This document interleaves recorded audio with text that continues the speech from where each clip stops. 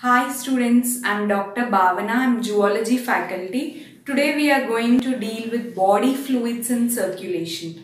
In body fluids and circulation, there are two important body fluids, that is blood as well as lymph. Blood is important for higher organisms. Lymph also plays a very important role in transportation of substances. First we will deal with blood. Blood. It is mainly composed of three elements, that is plasma, formed elements, as well as fluid matrix. In these three, plasma constitutes about 55% of the blood, whereas formed elements constitutes about 45%. The rest is contributed by fluid matrix. First we will deal with plasma.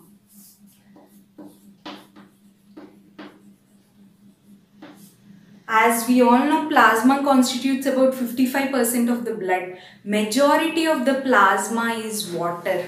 That is 90% of plasma is water. The rest 6 to 8% is contributed by proteins, minerals like sodium, potassium, calcium. These all constitutes about 6 to 8%. And there are three important proteins in plasma, that is fibrinogen, albumin, as well as globulin. Important NEET question. What is the function of fibrinogen? It plays an important role in clotting mechanism of the body.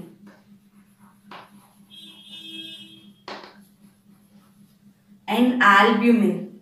It plays an important role in colloidal osmotic pressure.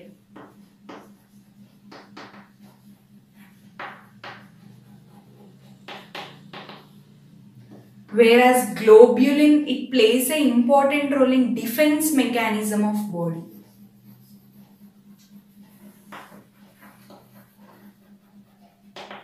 So this is about plasma. The main important question about plasma is plasma without the clotting factors is called as. Plasma without clotting factors is known as serum. Serum. Means in plasma, clotting factors like fibrinogen are also present. But if it is without clotting factors, then it is known as serum. So this is about plasma. Next we are going to deal with formed elements of blood.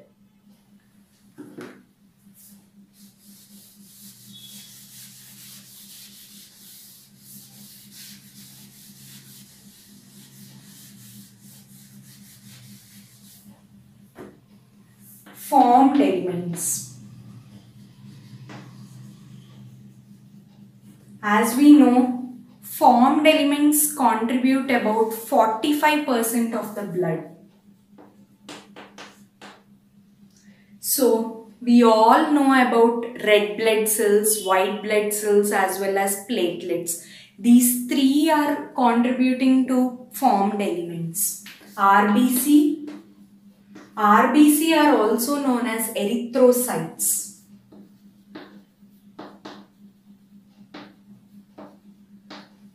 WBC, those are white blood cells, are also known as leukocytes.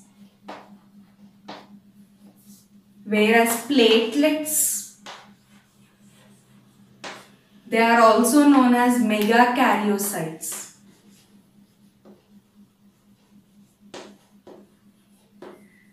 Here in NEET, they'll ask how many RBCs are present in a human individual.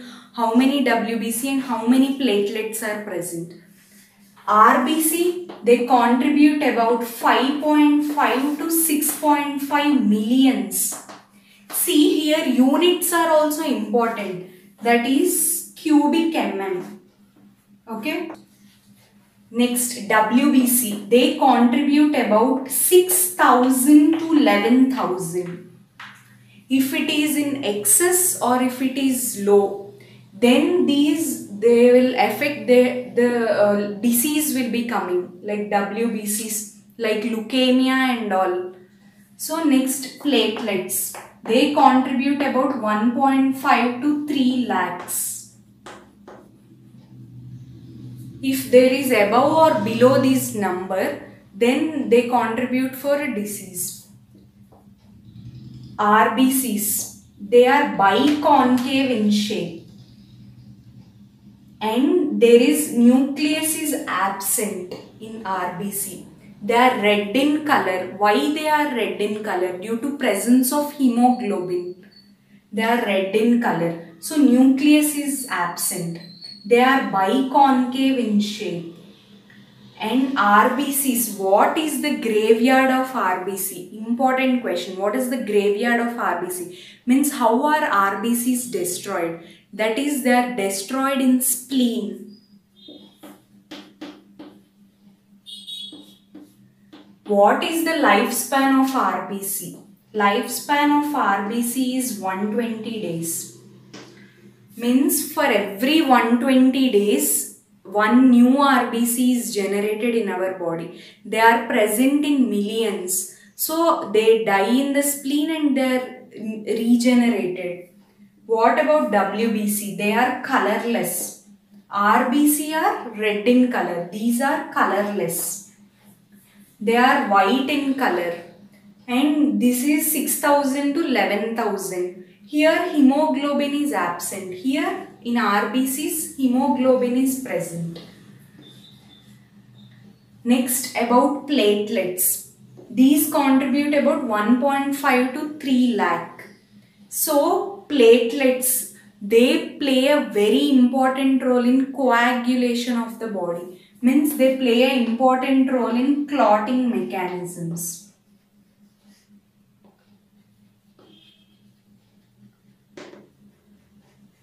Clotting mechanisms. So this is about the formed elements of the blood. Next, in detail, we are going to deal with WBCs.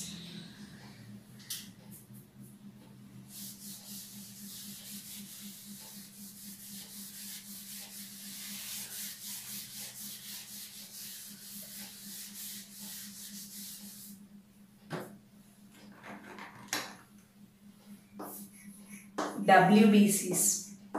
They are divided into granulocytes and agranulocytes.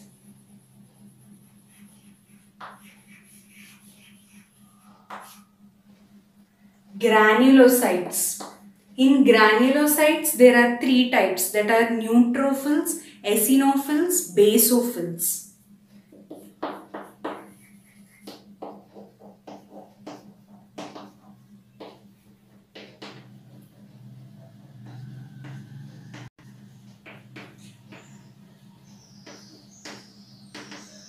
In agranulocytes, there are lymphocytes as well as monocytes.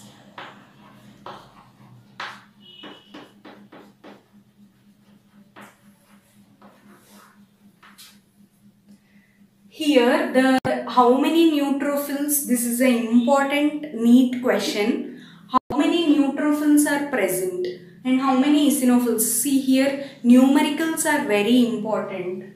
For neutrophils, they contribute about 60 to 65%.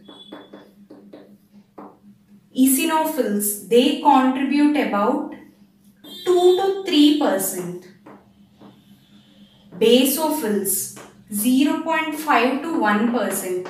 These numericals, there is no option. You have to remember how much it is present. 60% majority is contributed by neutrophils. Eosinophils only 2 to 3%. Basophils, one may be present or it may be absent also, basophils. Whereas after neutrophils, lymphocytes contribute the majority. That is about 25 to 30% of lymphocytes are present. Monocytes, they contribute about 6 to 8%. Means if we take a brief chart of 100, means in 100 if we see in microscope, majority will be neutrophils. Very few lymphocytes will be there. Monocytes, about 6 like that, monocytes will be present. Eosinophils, only 2 or 3. Whereas basophils, it may be present or it may be absent. We take a small volume of blood and if we check there, then majority will be neutrophils. Now, what are the functions of these? Neutrophils, they are phagocytic in nature. When a foreign substance enters into our body, these neutrophils destroy those foreign particles. Neutrophils as well as monocytes, these both are phagocytic in nature.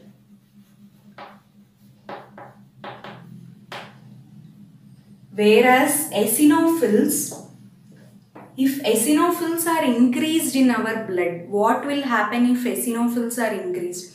If you go for a blood checkup and if eosinophils are increased, then you have some allergic reaction. This allergic reaction means you have some parasitic infections, like you may have some amoebiasis or some other infections. So then these eosinophils will be increased. So for any allergic reaction, these eosinophils are increased. What about the function of basophils? They secrete histamine and serotonin. These two are important. What is histamine and serotonin?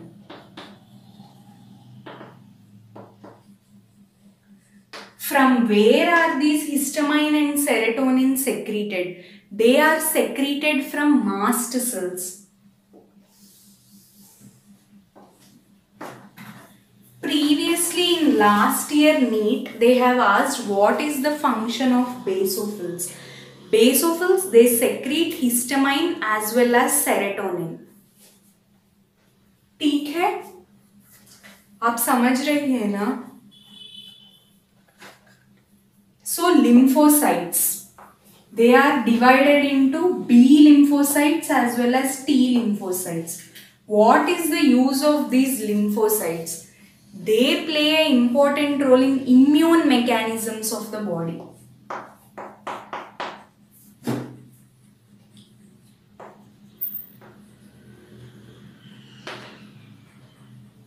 So this is a brief idea about WBCs. First, initially we have dealt till now about blood. First, RBCs, WBCs as well as platelets. And again in WBCs, here they are divided into granulocytes as well as agranulocytes. Granulocytes, here again it is divided into neutrophils, eosinophils, basophils. In agranulocytes, there are only two, that is lymphocytes as well as monocytes. In neutrophils, they contribute the majority, that is about 60 to 65%. Remember the numericals and note down them because these numericals are asked in the previous NEET questions. Eosinophils, they contribute about 2 to 3%. Whereas basophils, they constitute very less, that is 0.5 to 1%. Lymphocytes, they constitute 25 to 30%. Monocytes 6 to 8%. Now next functions are also important. Neutrophils, monocytes, both are phagocytic in nature. They destroy the foreign particles. Eosinophils, they play an important role in allergic reactions. Means if you get some allergic reactions, these eosinophils in the blood are increased. What about next basophils? They secrete histamine and serotonin. Only these two they secrete. From where are histamine and serotonin secreted? They are secreted from mast cells. Lymphocytes, we know generally lymphocytes are divided into B lymphocytes as well as T lymphocytes. They play an important role in immune response of the body. B lymphocytes, this is an additional information I am giving. See, for B lymphocytes, they play an important role in humoral immunity. Whereas T lymphocytes, they play an important role in cell-mediated immunity. So, this is about formed elements of the blood. Next, we are going to deal with blood groups. So, there are 4 important blood groups. That is A blood group, B, AB, as well as O. These are the 4 different blood groups. Now we will deal with what are the antigens that are present in these 4 blood groups as well as antibodies that are present. Antigens, they are present on RBC.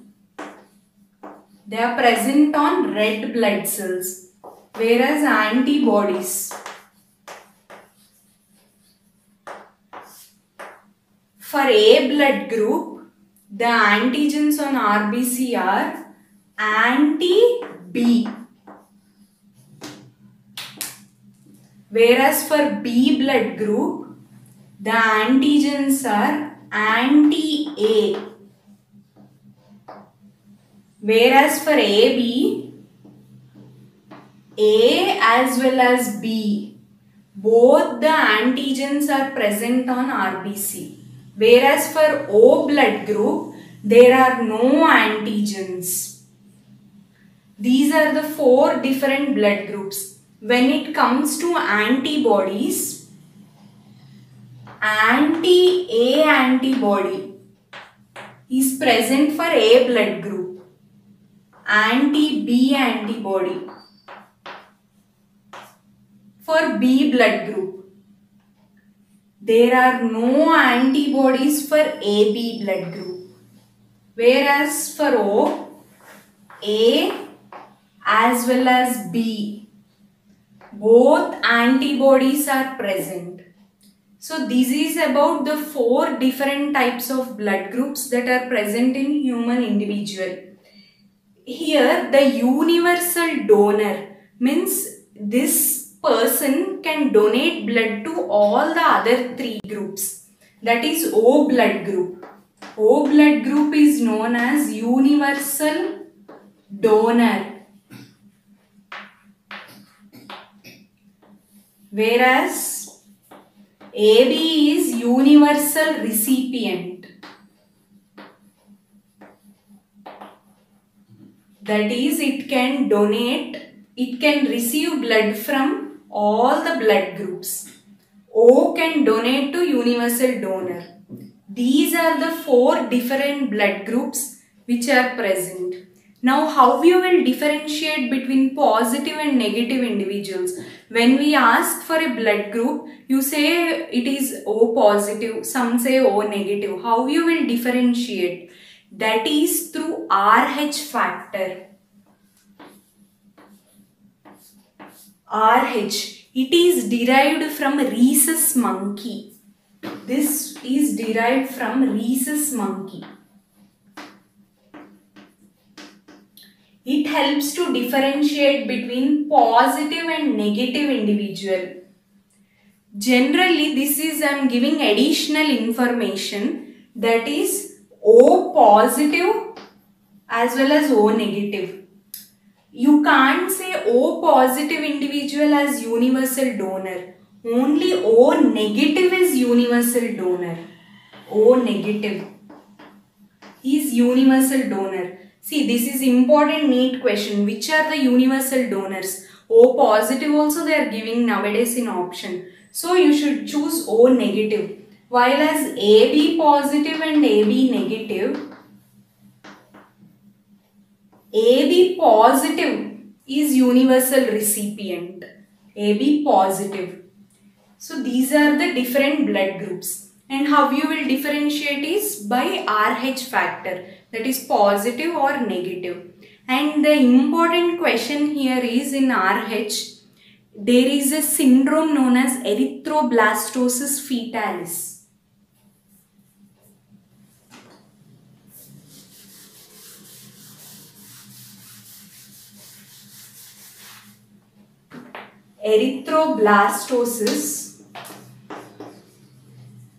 Erythroblastosis fetalis. This syndrome, when there is RH negative mother and RH positive father, the child who is born is obviously RH positive. So, the mother prepares antibodies against this RH positive child. Because these two blood groups are not matching. One is RH negative as well as one is RH positive. So, antibodies are produced by the mother. But the thing is, for the first child, by the time of the first delivery, this RH negative these antibodies do not reach the first child. So the first child is not affected. For the second child, when the second child is RH positive, then these antibodies go and reach through placenta. What happens then? This syndrome is called as erythroblastosis fetalis. Antibodies are produced against the same individual, against the fetus. These antibodies are produced. Then erythroblastosis fetalis. What happens in erythroblastosis fetalis? There is weakness as well as jaundice. All the RBCs which are produced are destroyed, and this leads to erythroblastosis fetalis. So how you can prevent this? So for the second child, the mother is given anti-RH antibodies. So for every female individual who is negative, then for the second child, anti-RH antibodies are given before the birth of the child. So this erythroblastosis fetalis syndrome is prevented by giving anti-RH antibodies. So next we are going to deal with coagulation of the blood.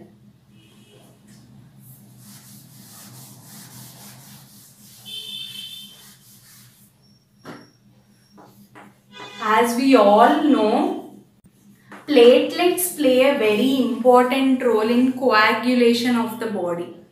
So, when you have some accident or if there is any injury in the body, first these platelets will come and act near the injury site.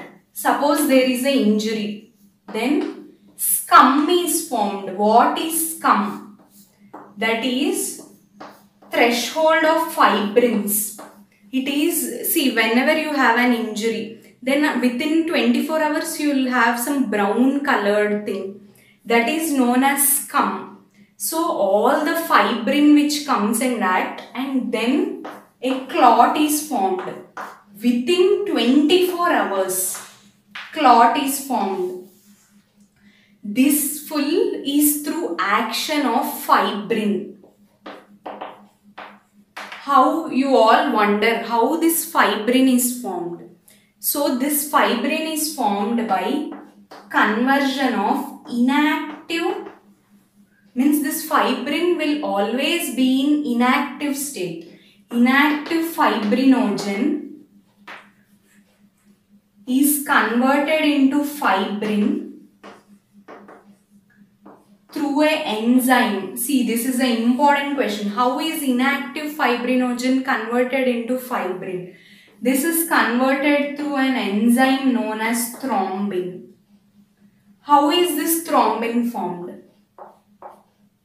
Prothrombin is converted into thrombin. See, now I am saying how this thrombin is formed. Prothrombin is converted into thrombin through thrombokinase.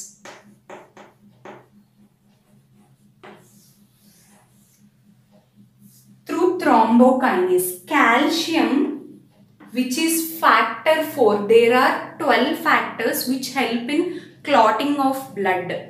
So calcium is fourth factor. Calcium also plays a very important role in clotting of the body. Clotting mechanisms. So this is about coagulation. How? First, if there is some injury that is formed, then scum is formed, which is dark brown in color. Later, within 24 hours, these platelets come and adhere and form clot. How is this formed? Through the action of fibrin. See, how is fibrin formed? This inactive fibrinogen is converted into fibrin through a process, through an enzyme known as thrombin. How is this thrombin formed? Prothrombin is converted into thrombin through thrombokinase. These two enzymes are important. Next, calcium, which is also plays a very important role in clotting mechanisms of the body. So this is about coagulation. Till now we have read about RBCs, WBCs, platelets. Next are blood groups. There are 4 different types of blood groups: A, B, AB and O. And you all know now which is the universal donor, which is the universal recipient. Next, this is about the coagulation mechanism. How platelets play a very important role in coagulation mechanism. Next, we are going to deal with the human circulatory system. Next, lymph. Lymph is also important fluid in higher organisms. Lymph. Lymph is white, colorless fluid.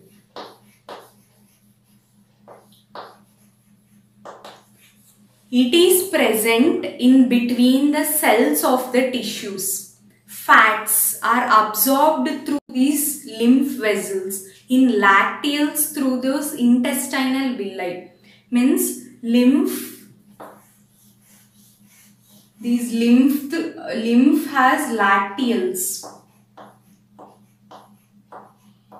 They are absorbed through these spaces. Next, what are the functions of the lymphs? Functions of lymph.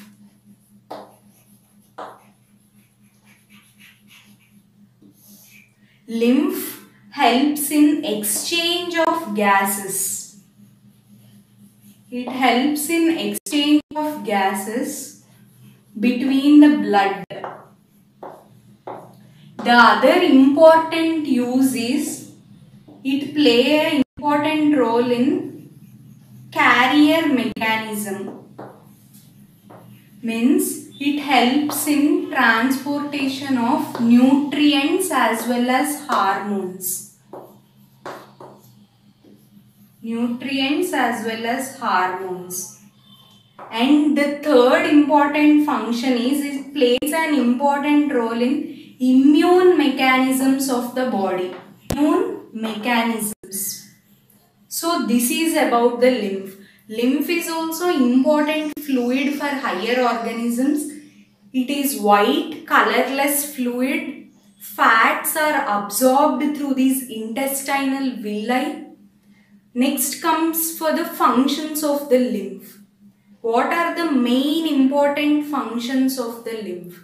They play an important role in exchange of gases between the blood, and it play an important role for carrier system. That is, they helps in transportation of nutrients as well as hormones. And the third important function is they play an important role in immune mechanisms of the body. These three are the main important functions of the lymph.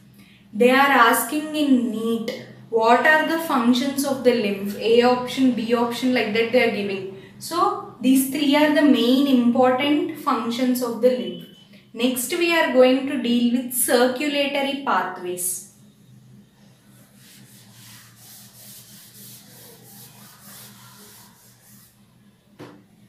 Circulatory pathways. Circulatory pathways, there are two important, that is open circulatory system, first one. Second one is closed type of circulatory system. In open type of circulatory system, blood flows into spaces. There is no separate heart, there is no separate blood vessels or capillaries. It flows directly into the spaces, open spaces. Closed type of circulatory system, it has heart, blood vessels and capillaries. So heart, blood vessels as well as capillaries. We know in open type of circulatory system, which organisms exhibit open type of circulatory system? Mainly mollusks as well as arthropods. Means we find so many marine animals like snails as well as cockroaches. All of these do not have separate circulatory system. They have open type. Into spaces they are released. Whereas in closed type of circulatory system is seen in humans, mammals,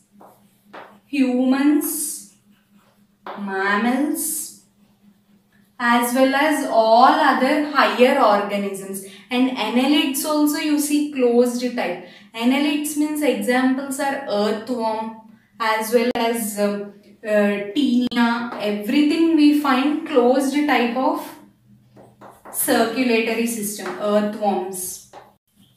Earthworms means all those come under annelids. Briefly, so two types of circulatory pathways, open and closed. Open, into open spaces they are released. There is no separate heart and blood vessels. Mollusks and arthropods.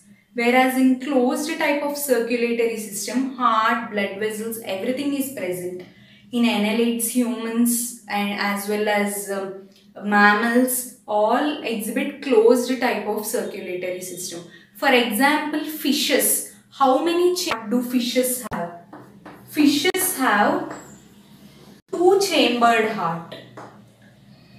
Whereas amphibians, all the amphibians except frog have three-chambered heart. Whereas all the mammals have four-chambered heart, including frog. Fishes, they have two-chambered heart. Amphibians except frog have three-chambered heart. Mammals as well as frog, here frog is excluded from amphibian, so it has four-chambered heart. So fishes two-chambered heart means what are present? Only one atrium as well as one ventricle is present. One atria, one ventricle. Whereas here in amphibians except frog, three-chambered heart means they have two atria as well as one ventricle. Two atrium and one ventricle is present. Whereas mammals, they have four-chambered heart, that is two atrium as well as two ventricles are present. Two atria, two ventricles. So this is briefly about the lymph as well as circulatory systems, fishes, amphibians, mammals. Tomorrow we will deal with human circulatory system. That is, they have 4 chambered heart. Tomorrow we are going to deal with human circulatory pathways.